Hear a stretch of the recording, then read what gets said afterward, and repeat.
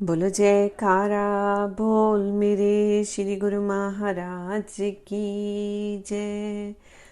बोलो साचे दरबार की जय। श्री परमहंस अद्वैत मत श्री ग्रंथ भाग 9। श्री परमहंस दयाल जी प्रथम पातशाही जी का जीवन चरित्र। तेरी तथा सीमा प्रांत को किरदारत कर आप आगरा में गए और कई वर्ष कृष्ण द्वार आगरा में रहे। आप आगरा से कई बार परमार्थ भक्ति का संदेश देने के लिए अन्य स्थानों पर भी जाते थे। इस प्रकार आप एक बार आगरा से गोपाल नगर पधारे। वहां नगर के कई सभी स्त्री पुरुष सत्संग में आए। इस शोभा का वर्णन लेखनी द्वारा नहीं हो सकता। वहां तो साक्षात बैकुंठ का दृश्य था। अमृत वचन सुनकर सबके हृदय की तपन दूर हो गई। उस नगर का सेठ, जिसका नाम करोड़ीमल था, सत्संग में आया हुआ था। जैसा उसका नाम था उतना ही उसके पास धन था। घर में एक वृद्ध माता जी भी थी जो सत्संग में ना आ सकती थी। सेठ जी ने श्री चरणों में प्रार्थना की, श्री गुरु महाराज जी, हमारे घर को भी अपने चरणों से पवित्र कीजिए। आपने उसकी श्रद्धा भावना को देखकर ये प्रार्थना स्वीकार कर ली। जब आपने सेठ जी के घर कृपा की तो सेठ जी ने अपनी माता जी के कमरे में आपका सिंहासन बनाया।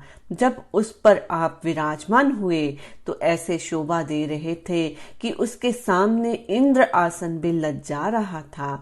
आपने वहां वचन फरमाए, इस जीव का सच्चा साथी सद्गुरु और उनका शब्द है।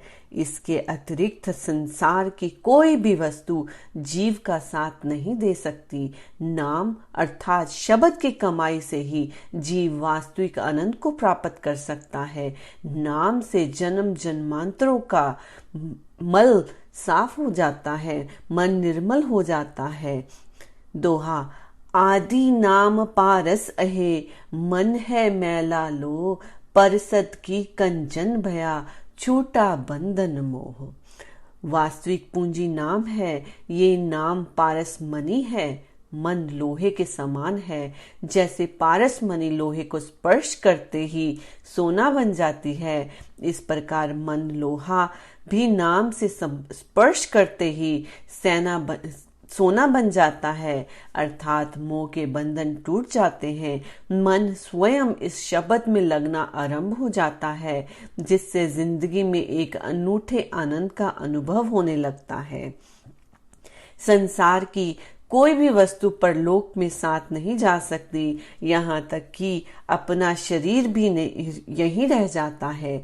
परंतु सतगुरु द्वारा दिया हुआ शब्द एवं इस शब्द की कमाई साथ जाने वाली है। इस प्रकार बहुत समय तक प्रवचन होते रहे।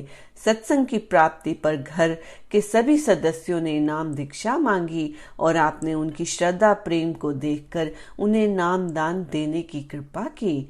आपके अनुपम दर्शन तथा सच्चे नाम से प्रवाहित होकर सेठ जी ने कि वृद्ध माता को बहुत आनंद आया और उसकी सुरती ध्यान में लीन हो गई।